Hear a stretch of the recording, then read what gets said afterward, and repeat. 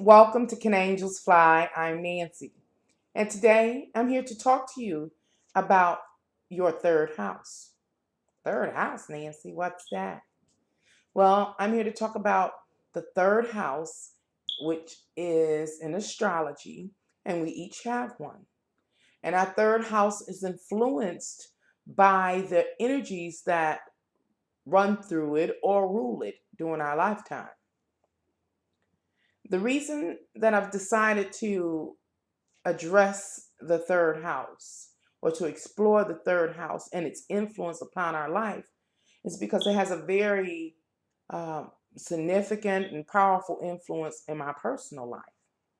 And today, that's what I woke up thinking about. And I really came to a clear understanding.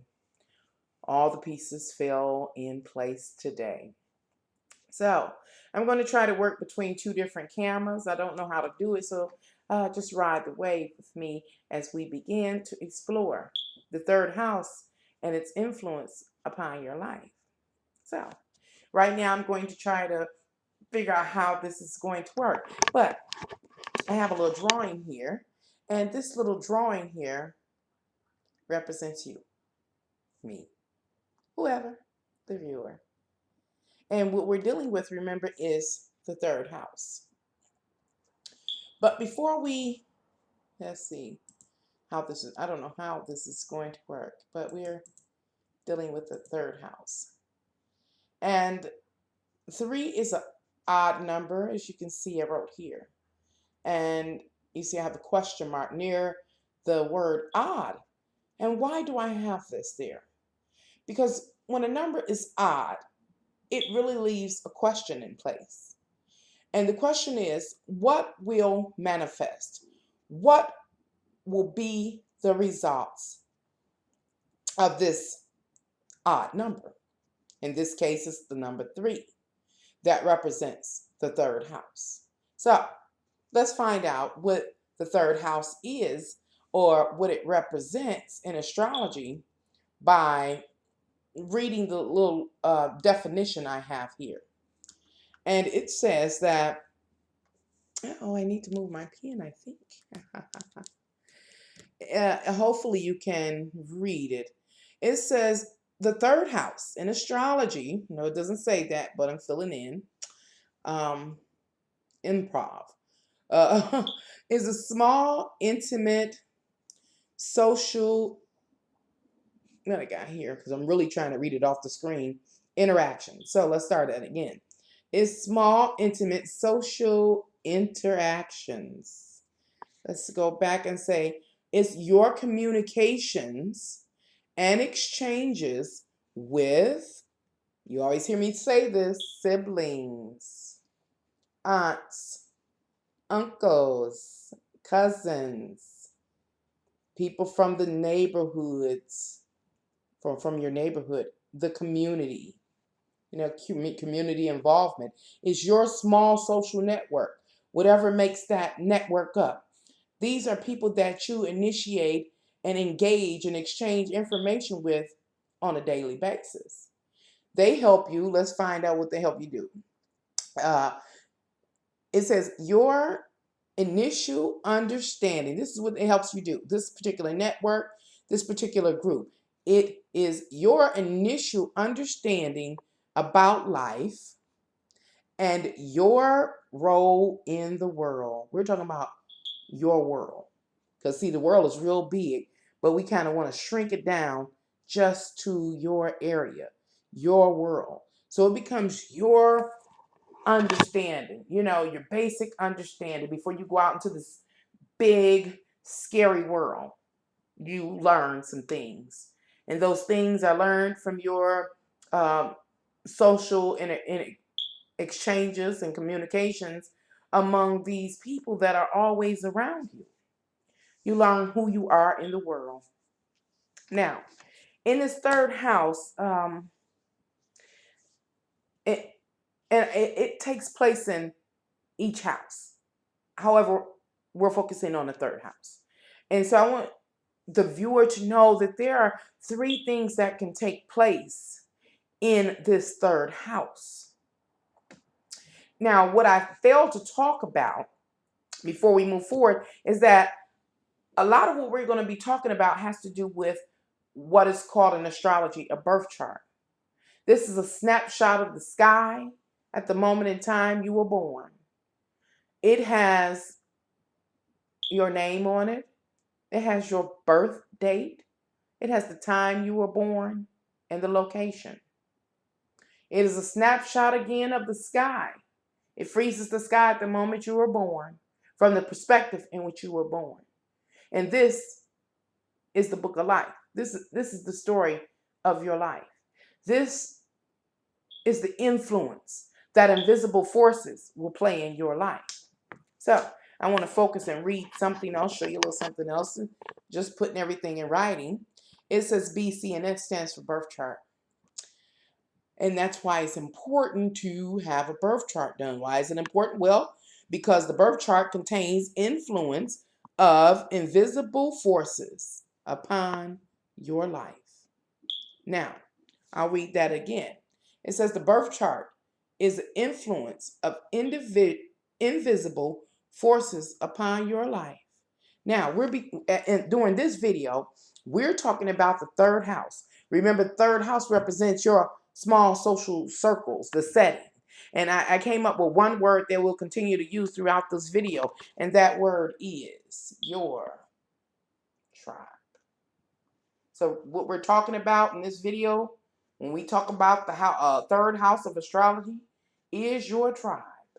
So understand that depending on the information given in your birth chart, it tells if you will, check this out.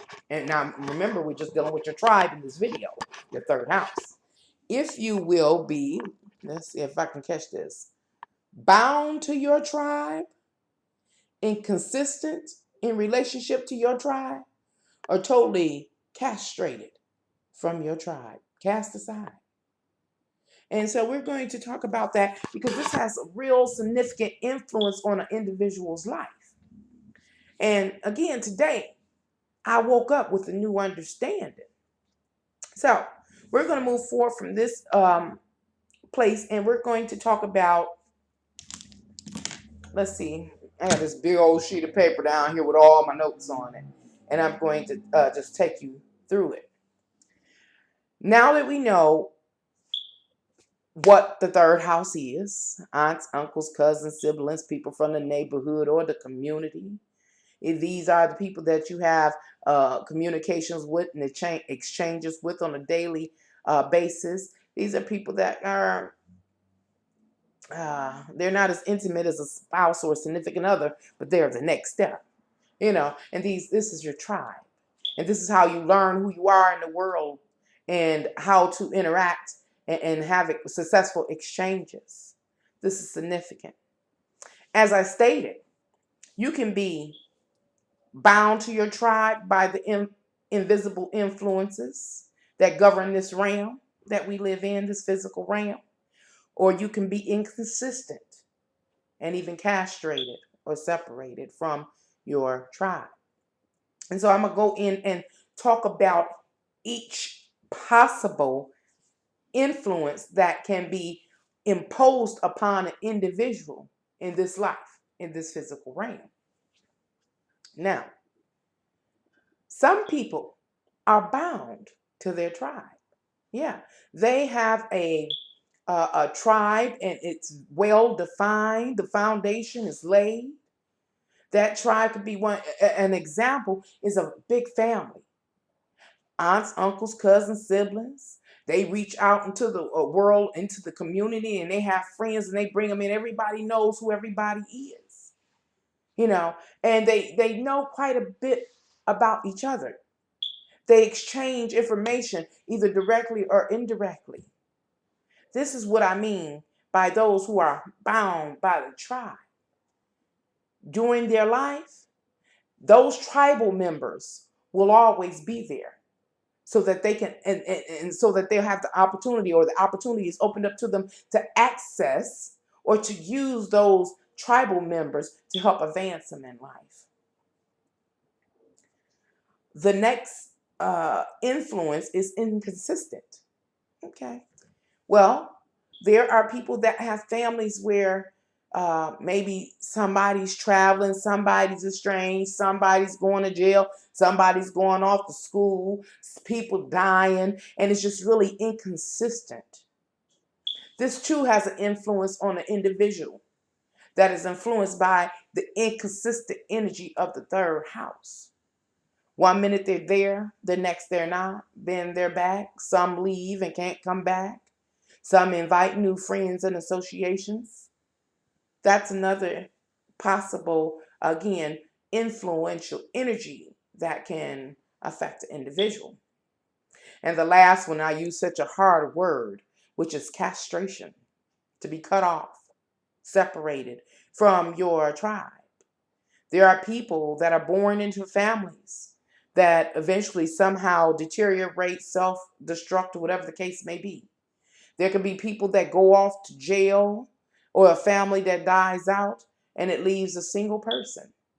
And you find that you're the only one in your tribe.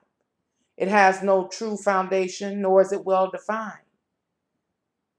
That can be a very scary place. And that's where I found myself today, looking at that part, looking at being castrated and having basically no third house foundation. Yes, the third house exists, but there's nothing there. And so that's where I'm looking at these influences and how they influence people. And as you, my viewers, watch this video, you can kind of figure out which one you fit in. Do you have a tribe that is, well defined? Are you involved in a tribe that's inconsistent? You're from one place to the other, people in and out. You don't know who's going to be there today or tomorrow. Or are you totally castrated like myself and you have little to no tribal support? I believe that this video can help because it's going to shed light on how to identify which tribe you are in, how each influence, the three different tribes, influence each other, and to find some answers to how to overcome the barrier of a weak or deficient third house or weak tribe. And also to shed light on the many blessings that come with a strong third house. So let's move forward. Now, let's talk about the tribe, just the tribe overall. And we're going to use two sides, two columns in this case. And I'm going to pick up my camera right now to show you what I mean by two columns. Well, as you can see here, there's one column that says the person has a tribe. And over here says the person has no tribal connection. And so we're going to talk about those two different sides. The inconsistency part will fall in between the two. Now, as we speak about the person who has a tribe, there are some truths. This is a real stark place. This is a highlighted place. There are some truths that exist when it comes to these tribes, these solidified tribes, these tribes that have strong foundations. They are in place. There's some truths. And one of the truths that I know and I will now forever acknowledge is that there is somebody in that tribe to play every role in life. They don't have to go outside of their tribe. So I bring this up to say, if you find that you are a person without a strong tribal connection, and you often meet other people that have a strong tribal connection, and you think you're going to bring something to the table, nope. Don't be fooled. There's someone already that exists in their tribe that has the same skills and know-how or whatever you have. You're bringing nothing new to the table.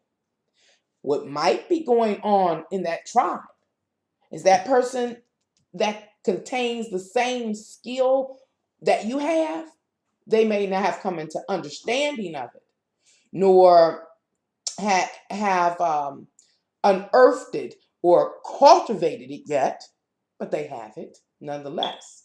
And in time, they'll reach it. And another truth about the tribes is that they usually don't go outside their tribes, but we're going to address that too. Now, the other side of the of this conversation, other side of the other column, is those who don't have a tribal connection, or their tribe is very weak. The third house is very weak or non-existent. Well, understand, this is what I came to understand today, is that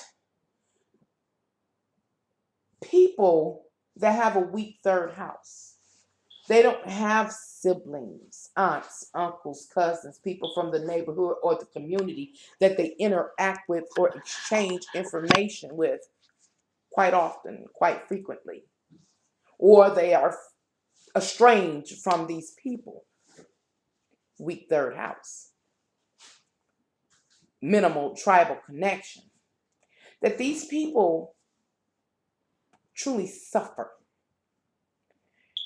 And as life goes on, you don't know, you meet people and you interact, you fall in love, you think you got a good friend or whatever the case may be, and you begin to engage these people from another tribe. Sometimes you find that the others in the tribe don't trust you. They don't know you. They don't like you. Whatever the case is, it's a lot of gossip and whispering going on behind the scenes. And the person without that tribal connection has no idea. Truth. What I've known, especially with the younger generation, is that they try to, we have called it before, I've heard it called before, buy their way in to try to be liked and accepted. When it's not about anything you can do. Remember how I said in each tribe, there's someone to play all roles. They're already taken. And you try to come in and bring something, you ain't got nothing to bring. There's someone there that already has that skill, that already has that know-how, whether they have unearthed it and began to use it or not. Same thing with the younger generation. Well, I'll buy this or I'll do this, and it's kind of like a showing off to try to get accepted. And what ultimately ends up happening is rejection, betrayal, secrets, lying, and manipulation. And why is this? Because the person with no tribal connections does not understand. They have entered the terrain or territory of another tribe. Now I want to stop right here and begin to talk about just the tribe in general. Why is this tribe so strong? Why is their foundation etched and set in stone? Well, because of this. They have, is this correct? No, okay. They have shared experience and have a lot in common. Now, it doesn't matter if that tribe shares and experiences and have things that in common are negative or positive. They understand each other. It can be a community of what we might call urbanite type people that are used to a certain level or lifestyle. They understand each other. They understand why they do what they do when they do whatever they're going to do. Same thing when you're dealing with maybe a urban setting where there are people that may suffer from what we look at as a state of deprivation. To them, it's not deprivation. They understand why they are in, quote unquote, the state of deprivation. And they move and work in unison. They understand why they do what they do when they do. what they do. And my whole point in saying that is that they have shared in an experience. They know each other. They trust each other. They know what each other is capable of doing or not doing. They know what each other is capable of achieving and not achieving. So they're able to support each other. And again, and most importantly, trust each other. So back to the person that doesn't have a tribal connection or lacks a sturdy foundation for the third house. That small social interaction that's kind of intimate, the tribe. That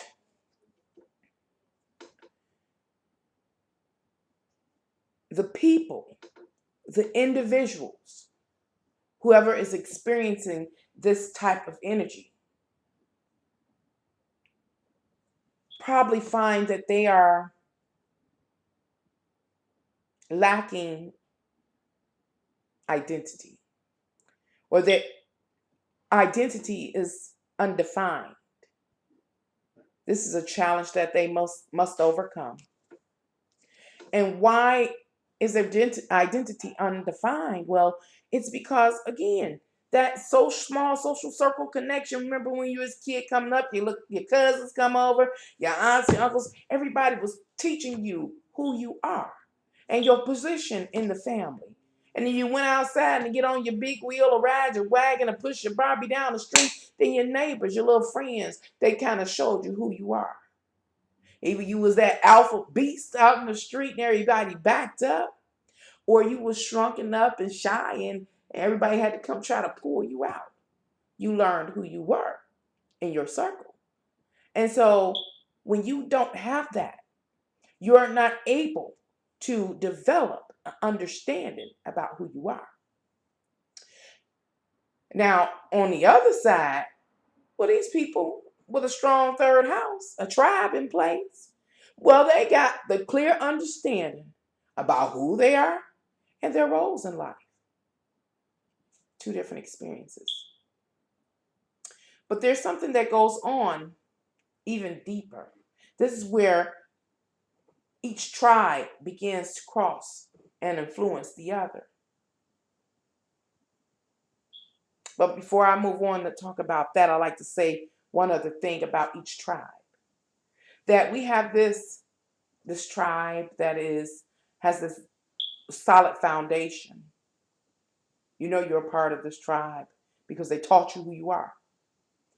Even in this tribe, there are different types of people, individuals, still having various experiences, as there is in the person or the unit where there is very little tribal connection, if any at all. They're different individuals kind of having various experiences. And one such individual I identified in both sectors is I would say the ego based individual. And what do I mean by saying ego based individual? Well, let's talk about that solidified tribe. Well, someone walking around here, this would be what you call an alpha male, or whatever the case may be. And I know I belong to this tribe, and I know my role and my influence in this tribe. They don't need nobody to tell them anymore. They got it. Now they're acting it out. They're living it out.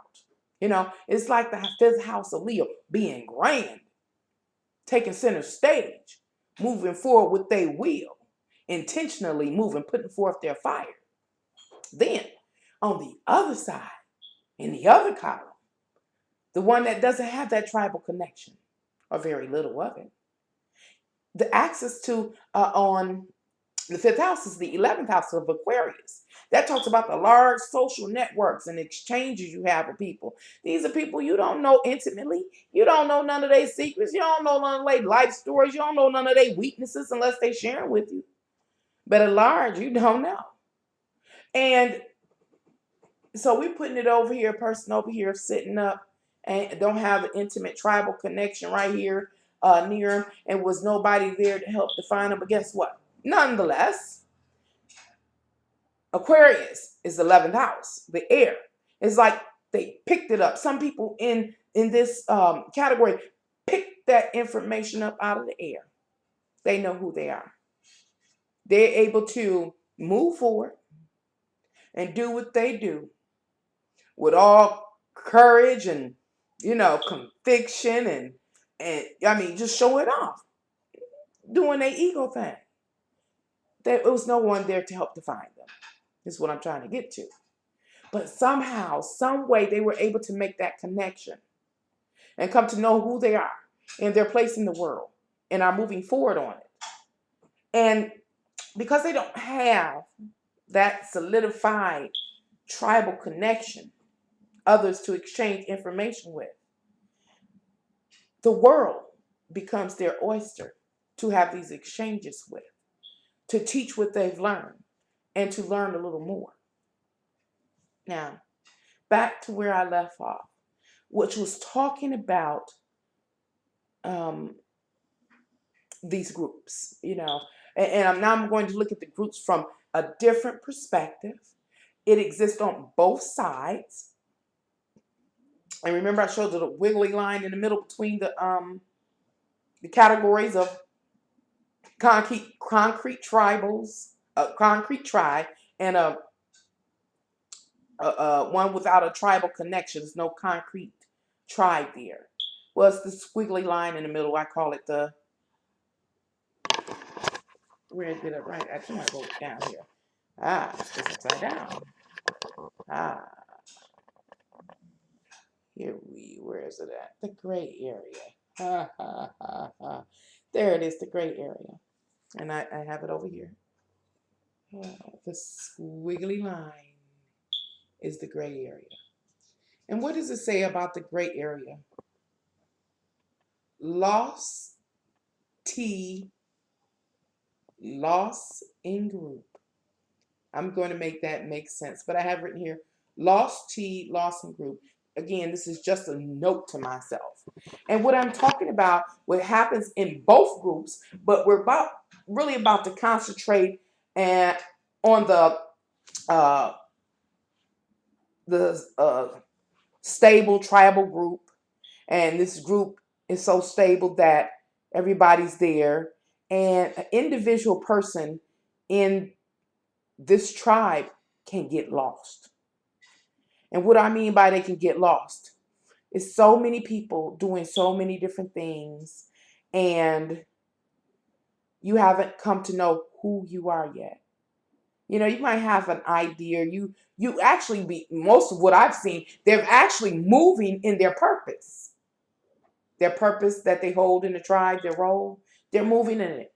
But they haven't come to understand what it is and that they're doing it, And so what ends up happening with these people from these solidified tribes is that they venture out into the world and they end up connecting with people from other tribes.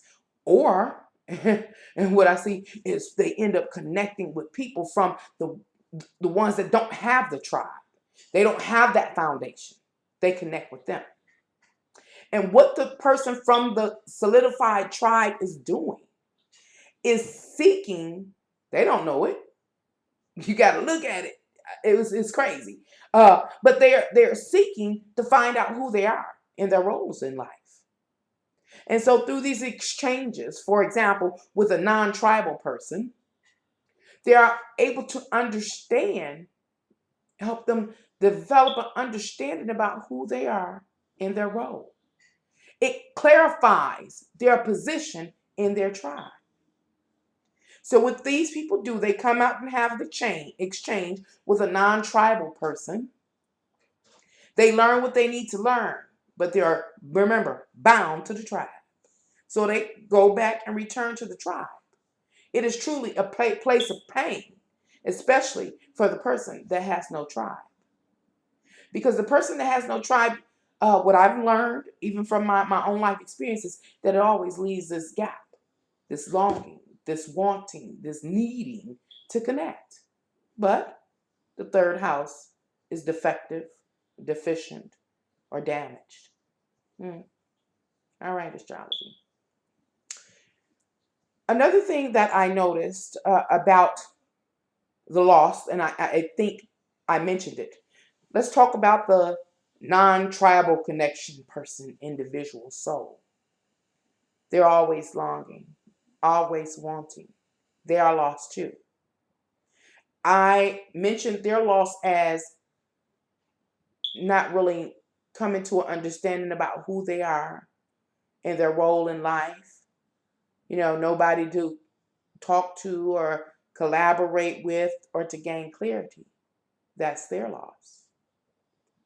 So what ends up happening after the person from the solid tribe goes back and joins the tribe, they know their role in that community, that tribe, and in the close aunts, uncles, cousins, siblings, whatever make up their small social network, they're off and running. They're really going to build, and we're going to talk about what they build. Now let's talk about the non-tribal connections, the people without that tribal connection or that stability.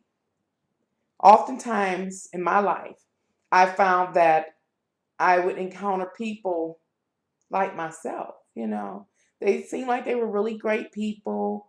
Everybody was kind of like slumping around, lost, aimless, desperate, feeling left out, ostracized, castrated, abused. Why are they abused? Let's talk about the abuse that happens.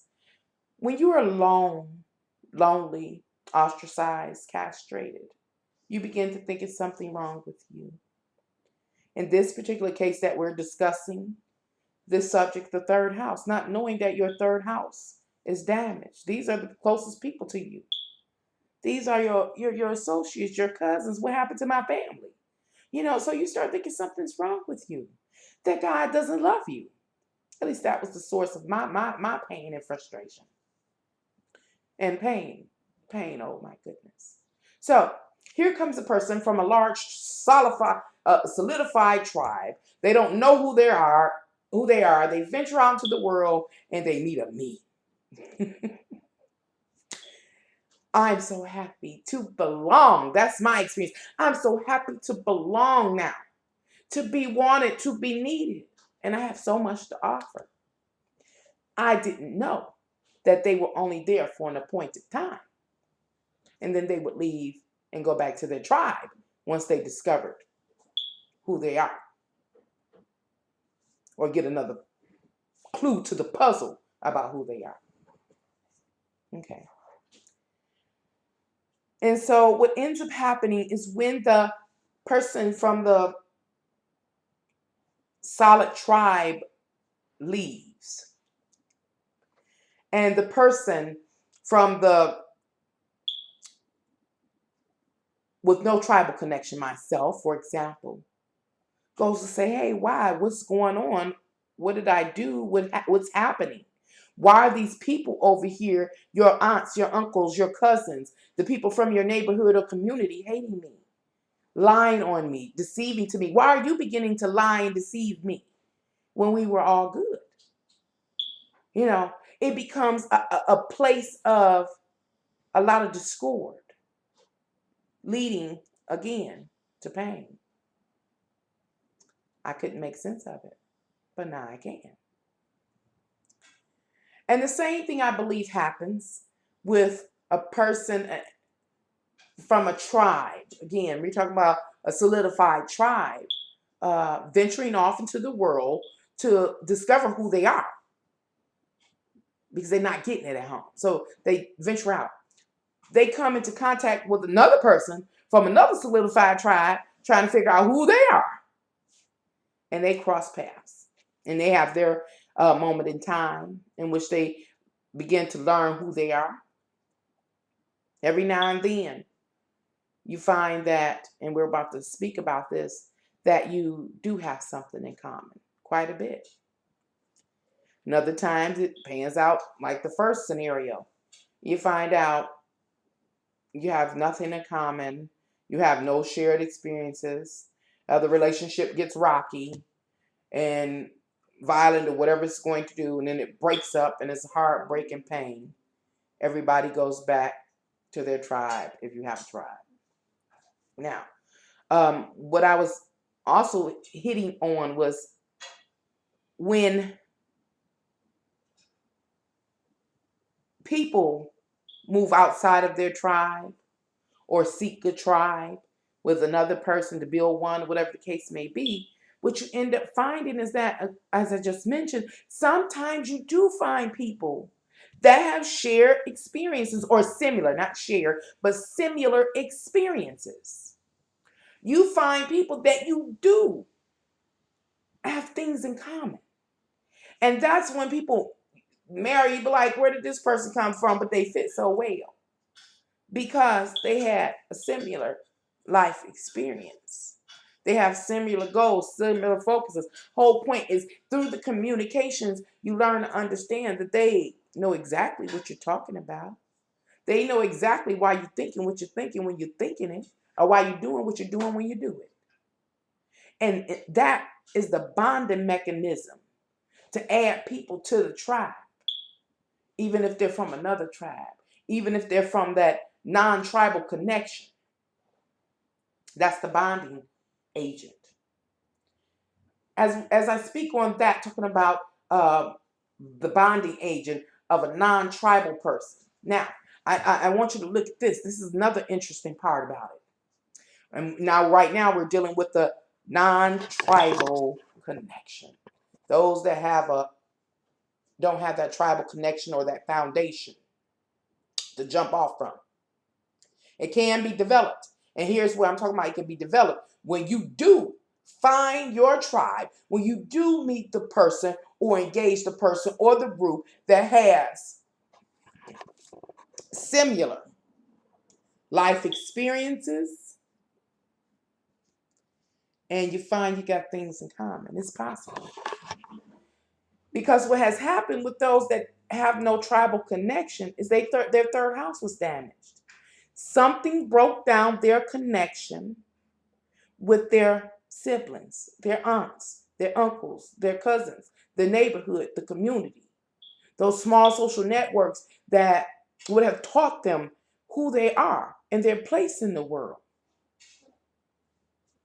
Nevertheless, that person did come from some particular root, and that particular root did have a small social circle, a tribe. Now, an example of how that tribe can be destroyed, as I said, people moving away, going to jail, dying, you name it. But the deterioration of the tribe before the tribe is able to do its job. Nevertheless, it still had some influence on the person that now finds themselves at this point in time in life with no tribal connections. There was some influence. And when I say that, I mean the roots of where they come from did have an effect. It did add some fertilizer to their life. So when this person that has no tribal connection or very little ends up engaging someone from another tribe that carries the same spirit, similar experiences, they find they have something in common. That non-tribal person has just entered into the realm of a similar tribe that will accept and embrace them. But if they don't find that they have similar experiences from the past in their history, they find that they don't have anything in common. That relationship will break down. And if either fights for that relationship not to break down, that's when a lot of traumatic different events happen and arguments and violence. Those kind of things happen. Once you know that you have nothing in common, no shared or similar experiences, it is better to let go. Now, I want to talk to you about why it's better to let go. And I have this little math problem here, and I'm going to try to pick up my camera to show this math problem. And it says 1 plus 2 equals 3. Well, in astrology, 1 represents you. You, your whole body, your whole being, your whole continents. Plus 2. That talks about and goes back into your lineage, what you inherited from your family. It ends up being what your values, your saving, what makes you comfort, the kind of things you love and you cherish, because that all comes from the experience, your early experience, your earlier experiences before you engage the 3. You all come from the same community or whatever the case may be. And the whole point of me showing you this math problem, because we're talking about you all sharing the same values. Like I said, some urbanites, they have the same values. We want a beautiful neighborhood. We want it clean. We want it bountiful. We want beautiful colors. You know, we don't want to walk outside and see anything broken glass everywhere. We don't want to see that. That's part of their values, their standards. And so this creates the 3, the community. And comforts. I want the comfort of getting up, getting in my car, knowing it's going to start up, and going out to dinner. This is a shared experience with, I just kind of rounded off with the term suburbanites, certain lifestyles, certain, like the picketed fence, the community is closed in. Why? Because of the values. They're protecting the values within the walls of their community. Community 3. 2 is the value. 1 is you. You, your values, all in the community, all together. Things that you cherish. Now, it goes the other way as well now. There are people, yes, they are 1.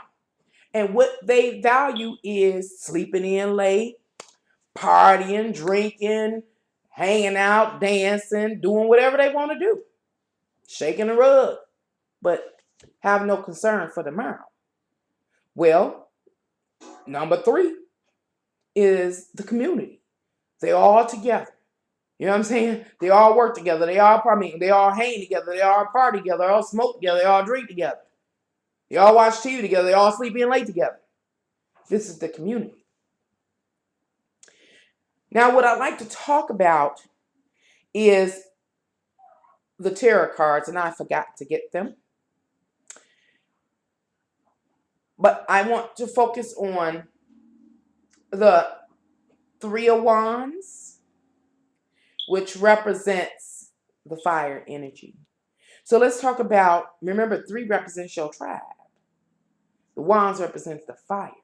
So it's saying fire represents, or the Wands represent your drive, your animation, your passion, or desires. So the 3 of Wands represents, remember, it's a question, what you gonna do?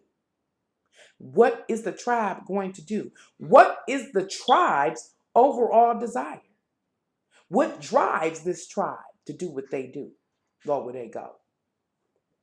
The next card is the 3 of Cups. Again, the 3 represents the tribe, the community. The cups represent the water, which is how you develop your intuition, how you use your intuition. Hold on. When you're talking about the 3, we're talking about the emotional frequency of the tribe. An example of that is a very peaceful, loving family. It was one on that program, Homer Simpson, and I want to Ned Nevers or something, and his children, they were into church, and they were very peaceful people. While Homer Simpson, his family, you never know what was going to happen. They was always turning up. But the neighbors were very peaceful, and they always tried to share the word of peace with them, with the community. And so this was their tribe. Within their home, they were very peaceful, and they read the Bible and those kind of things. So this is the emotional frequency of Ned, I think his name was Ned Flanders' tribe. The emotional frequency of Homer Simpson's tribe was, you ain't know what was going to happen. Somebody hanging from the roof, somebody blowing something up, birds flying out of Marge's head, Homer eating and dying, all kind. You didn't never know. Same thing in the real world. The emotional let's talk about the emotional frequency of the tribe of the suburbanite is to come together. You usually find that they have a lot of community meetings, and they talk about, keeping the sidewalk clear. We're going to get together, maybe just say hypothetically, we're going to have a Christmas carnival. And this is the emotional frequencies about maybe more about harmony and peace and just enjoying life, taking it easy. Either you're working or you're taking it easy and you're enjoying the fruits of your labor. Now let's talk about those people that want to go party and turn up and sleep all night. Well, what is the emotional frequency? The emotional frequency, somebody gonna be mad at me, but that's okay. The emotional frequency of that group of the three can be overall a state of deprivation, sadness, despair.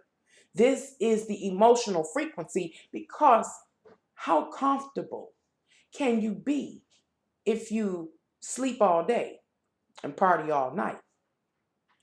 Who making the money? You know what I'm saying? In order to provide the comforts that the suburbanite hypothetically has.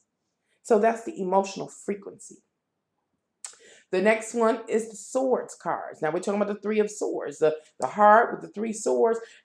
The heart, that card representing the opposition to one's ideas, plans, and thoughts. Well, let's talk about that card, and it represents air. And it talks about the topics or the styles of communication or the guiding mentality. Why do you do what you do? It's the exchanges of information. Either you're going to all think alike, or you're going to have a leader that tells you what to do, but it's how you resolve any issues within your community, how you move forward. As you exchange information, plans, and ideas in that community, in your tribe. We have here in the United States, as part of our government system, I think it's called check and balances. And so, say one person in the tribe says, I want X, and another person says, I want Z. And it's this dispute, it's not being resolved. Well, check and balances says, well, there's a third party that makes or breaks the tie. But was the mentality of the person, of the ruling influence or the decision making. Okay, so, well, that goes back to what your tribe stand for. What is it value? What does it cherish? What does it hold in high esteem? What's more important? Those kind of things really matter. So when you have a person that makes a decision for the betterment of all's well-being and maintain a very comfortable lifestyle, making sure everything is equal and fair, and then we have that person that passes that judgment. That's one tribal scenario. Another tribal scenario is where you don't have enough to go around. You value more destructive things than positive things. Then when the opposition occurs, your judge comes from that state of mind. And when they make their decision, because one person wants X, one person wants Z, whatever their determination is still is a representation of the group values. And in this case, we're talking about a lack of practicality or productivity. Anyway, I spent a lot of time there. And the final suit in tarot is the Pentacles. So now we're talking about the Three of Pentacles. And the Three of Pentacles talks about when that group comes together, what they're capable of manifesting. Plain and simple. Again, as it is on both sides, that both potential groups, tribes, or scenarios are capable of manifesting. No problem. The difference is in the mindset and the values of the people in the tribe. If one tribe holds work and being practical and responsible as their values, whatever they manifest, well, guess what? They're going to be very practical with the use of that thing and the care or maintenance of it. They're going to be very practical. We look at that as a very positive role. On the other side, other case scenario, other tribe, if we have a group of people that come to work together to what? Maybe create or build superficial things. That is their outcome. Nonetheless, they did manifest. However, we're talking about something that's superficial and maintaining something superficial, or trying to maintain something that's temporary. That's somewhat the difference. So I think I got a little off track. Let me see how I can get it back on track. Is that what I'm trying to share is that there are different types of tribes. And those different types of tribes have been defined by the shared life experience and what they have in common. There are people that don't have a solid tribal foundation. And many are in a state of desperation and loss. Their identity is undefined. They have difficulties fitting in. Some try to buy their way into tribes or into relationships with individuals from the tribe, only to fail, adding more to the confusion and the sadness and the self-doubt. Where we have others that belong to a solidified tribe, but yet don't know who they are in the tribe. And they go out and venture out into the world and they engage people and somewhat use those people in order to learn who they are. And then they return back to their tribe, their original tribe. I don't think they meant to hurt anyone, but they did. Why? Because we just don't know what I'm talking about. So this is what this video is here to do, make it clear why people do what they do. Understanding that those that don't have a tribe or a very weak tribe, that they are in search, constant search to belong, to connect. And they have to come to understand first who you are, who they are, what they have to bring to the table. They have to understand that the people that they're going to be most successful connecting with are those that have similar experiences. You have to have something in common with not just the individual, but the whole social group, the connection, the tribe. There's one other thing that I wanted to touch base on in this video, and then I'll be done. And it is about the areas in our birth charts that are affected by a strong third house or weak third house. And what do I mean by that? For people that don't follow astrology, there are 12 houses in an astrological wheel. And an astrological wheel, again, is that snapshot of where the stars are and the energy running out in this universe that helps to manipulate your life, to help you move forward, to stay animated, to be active, to get done what you need to get done, and have the experiences that you need to have experienced so that you can say that you lived. And if your third house is damaged, it causes other houses to suffer, other areas of life to suffer. And the other areas of life that suffer or may be challenged due to a damaged third house. Now, remind you, the third house can be damaged severely or just a smidget.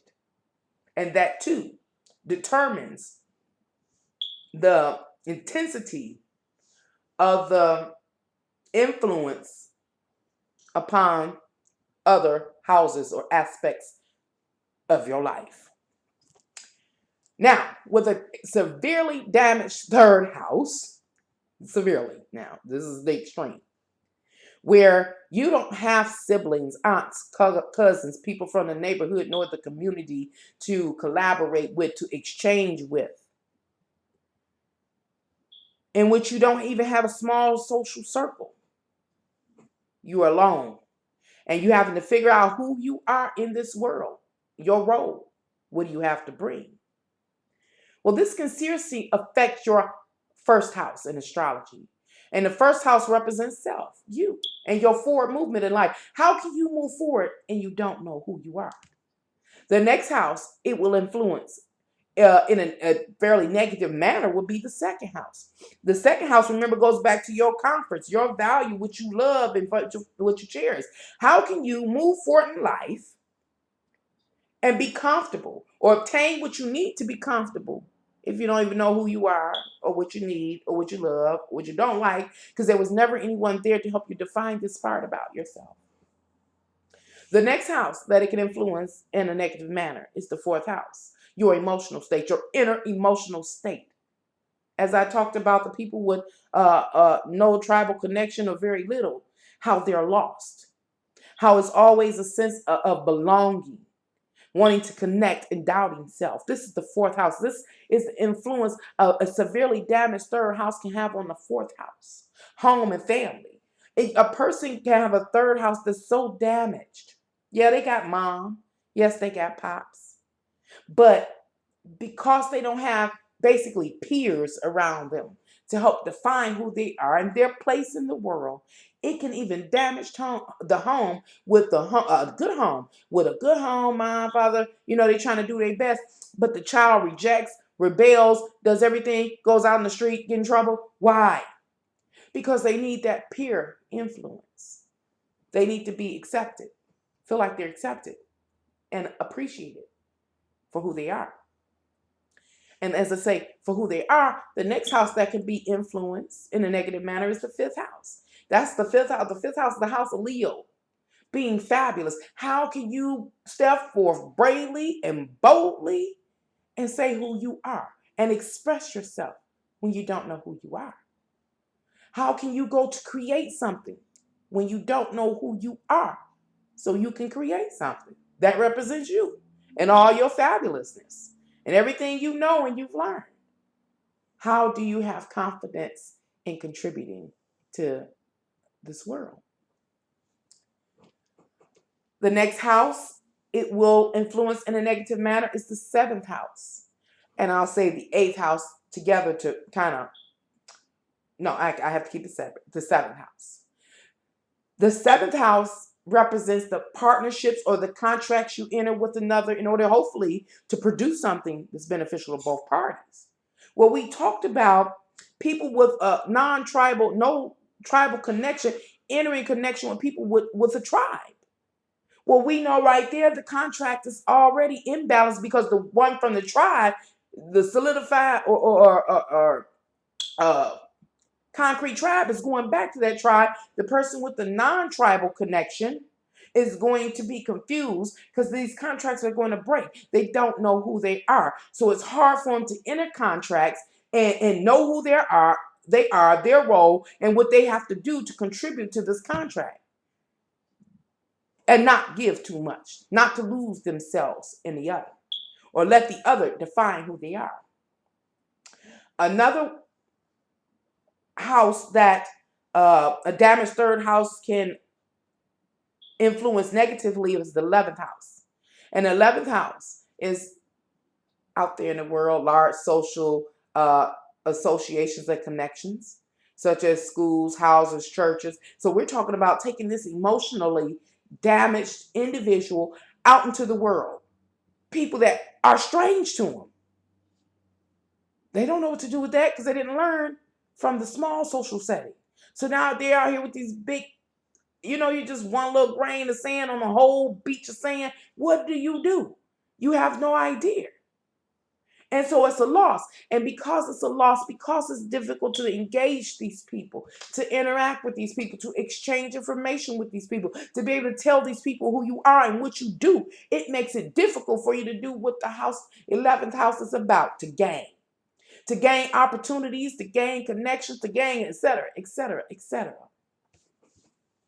Other things that are very difficult and are also a challenge for a person with a very unstable or absent third house or tribe, no tribal connection, is for them to have a strong eighth house. It's difficult. And what does the eighth house talk about? It talks about your ability to emotionally connect to others intensely, to be intensely involved. And how do you become emotionally intensely involved with others? Because you trust them. Because why do you trust them? Because you have some shared experiences. You understand them. They understand you.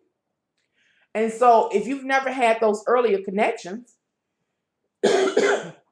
you never got to understand what it is to get real emotionally attached to someone and them to you and to trust you, it's very difficult to have a high level of commitment.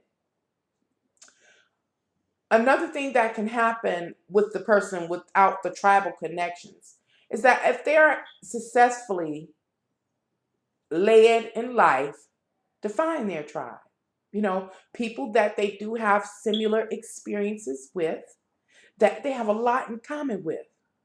They go through the process of interacting and find this is my tribe, my long lost tribe. I can now build upon this foundation. It's still a challenge because of all the wounds that have been picked up in life. Eighth house talks about that level of commitment. Now that person that had a defective beginning, a weak tribal foundation, a weak third house, may now have problems committing to others because they're afraid of being cut off again, backstabbed, lied to, deceived, those kind of things. But they may have found their tribe. Another house that would be influenced and a person would find great difficulties that has had a very weak third house, a lack of tribal connection, is the 10th house. The 10th house is the house of Capricorn. It talks about being so dedicated to something. You stay determined. It's nothing that can deter you. And you work real, real, real, real hard so that you can reach a certain career, achieve an ambition, enhance your reputation or status. That's a difficult thing, especially for a person that has had a defective third house. Reputation, status, hell, I was never recognized, acknowledged, or appreciated. So when the opportunity comes, here is a challenge. In order to be able to mount up and show the world who you are, your fabulous self, that could be a challenge. Now, after saying all this and all that, I do want to show you my little graph for that, though. Why waste all this beautiful artwork? Let's see. What I'm talking about here. Affected areas. That is my beautiful artwork of affected areas, depending on the condition of your third house. Now, as you see, the 3 is in the middle because we're talking about the third house. We are now about to try to get some answers to a defective third house. Well, real quick before we move on, we're talking about the third house. Now, let's talk about a strong third house where it's solidified, the foundation is in place. Even if a person does not know their role in that group, in that tribe, and someday they will, through their interactions with others, life experience will guide them there to know who they are and their role in that particular tribe. But let's talk about the benefits of having a strong third house. Where number one, you got all those things I just talked about, but from the positive aspect. A strong third house, interaction daily or often with aunts, uncles, cousins, people from the neighborhood, from the community, cousins, whatever creates your small social setting, is you get to learn number one, who you are and which direction you go in life. Two, you learn your values, because remember, you all share the same values. You have similar values, goals, things that you cherish and love. You have these traditions that you all create, which gives you four, this sense of security. The fourth house is the house of security, stability, grounding. Your emotional response. They want to act up and go crazy because they mad about something. You gonna act up and go crazy about something. You know who you are. You are free, five, to express yourself to these people because they've been to you anyway. If you was crazy then, you're crazy now. You just you. The next house that is pretty beneficial to you, as long as you got a third strong house, third strong house, I think I said it right, is the house of seven. Seven represents the contracts you enter with another in order to produce something hopefully beneficial to both parties. Well, guess what? All these people that you interact with in this small social circle, you got connections with them. Those are the contracts. Not only do you have a connection with them, check out the 11th house. The 11th house is the house of friendships, associations. It is your large social circle connections. So you know this person, but they know this person. You get to make connections with the people to do what? Gain, benefit, gain whatever you need. So when we look at this 8, guess what? It's so much easier. So much easier to connect and to make attachments and be committed and married to people that you have a shared experience with. You have a lot in common with. You trust them. You work together. You laugh together. You cry together. You die together. But you're road dogs. And 10th house, it really is you out in the public's eye. All that yellow and the 2 at the top, 1 and 5, you out in the public's eye doing you. This is what you're known for in the world. Your tribe knows you. Now that we've talked about all the benefits of having a very, very strong third house, let's go back and talk about those that have a defective, weak third house, like myself, where there were no aunts, no uncles, no cousins, no siblings, or something broke it down or caused some type of deficiency in those arenas, where there was no small social network you could depend on. Well, we have here the answer in this figure. As you see, the other numbers in black associated with the 3 is 6, 9, and 12. The 6th house represents your daily activities and what you do. It also points to or is arena of area of your services that you perform to others. It is you taking care of domesticated animals. It's you taking care of your health, whatever your daily routine consists of. The 9th house represents your bigger beliefs and philosophies about life. It is you being offered the opportunities to move forward and have experiences in life so that you can come up with knowledge, truth, awareness, awakening, enlightenment. The 12th house is the final outcome. After all that, after everything, after every experience, you getting up, doing your routine, you having your experiences.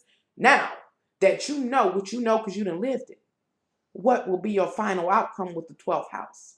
Has this shit drove you crazy? 12th house. Has it put you in jail, in insane asylums, in a hospital, in a grave? Are you practicing escapism through drug abuse or alcohol abuse? What is it? What are you doing? Where has your life experience led you because you had a raggedy ass third house? And let me reframe this third house, 6th house, and 9th house setup. It says, on a day-to-day basis, you was going out, living life, doing what you do. And as you did what you were doing, you came to have some experiences in life with this ninth house. You know, some of them people from the tribe, that solidified tribe, came over to you who had no tribal connection. Y'all had your experiences. It didn't go well. They went back. Now you're left with that experience. Now that you know. That's the ninth house. Now that you know. What have you come to understand about the world? The final outcome, this video is an example of the final outcome for me. For others, it has been jail. It has been hell. It's been mental institutions. It's been isolation, separation. On the positive side of the 12th house, the answer is that you can withdraw. You can go into studying occult like I did. You can, you may practice escapism. I went through that a little bit, but mostly it was the occult, to dive off into religion and spirituality. And that was to come to understand what I'm sharing with you now. Now, based on this, I have a newfound belief and understanding about life, clarity, that has allowed me to maybe to kind of forgive my foolishness and to forgive others' choices and foolishness. So the sixth house of my daily routine, what does it consist of? What is my final outcome of the 12th house? The 12th house asks, what you gonna do? Well, one of the choices that I have is to take my newfound belief and understanding about life, the ninth house, and I can use my information to be charitable, as the sixth house suggests, to provide services to others. 12th house suggests to provide charity or be charitable to others, to continue to move forward in this spiritual way. And knowing that I have a hope from what I'm seeing, from my perspective, is I can build a third house. And that third house, this is the tricky part, has to consist of people that have a similar or shared experiences as myself. We need to have a lot in common. That means that I won't be dealing with people that are in jail or going through hell or practicing using drugs and kind of things to escape the sadness and the madness of the deficiency of that particular house. What house? The third house, the house of the tribe. The people that taught you who you were in this world and basically the world around you. No, I'll be dealing with people. If I'm able to build my foundation up or build my third house up, it will deal with people that have walked a similar journey as I have. They've gone through not knowing who they are to having to engage different people that they had nothing in common with, going through the pains of healing from that, and then coming to understanding through occult and spirituality, through separation, through prayer, and through isolation.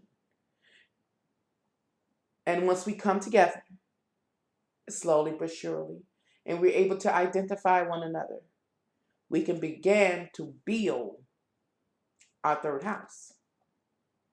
And I share that with you about myself. That's my goal. Because I just want you to know that if you do have a defective third house, there is a way to heal it. You just got to know what you're dealing with. Now, most likely, I didn't do too good of a job in this video. So you might need to watch it again so that you can get the answers to if you have a defective third house. To get the answers to why certain people may have come into your life and it didn't last. It wasn't you. It was the making of your life, the making of your animation. I share this video with you in hopes that I'm able to lead you to healing and to resolving another life issue. Thank you for coming to visit me at Can Angels Fly. Until next time, bye.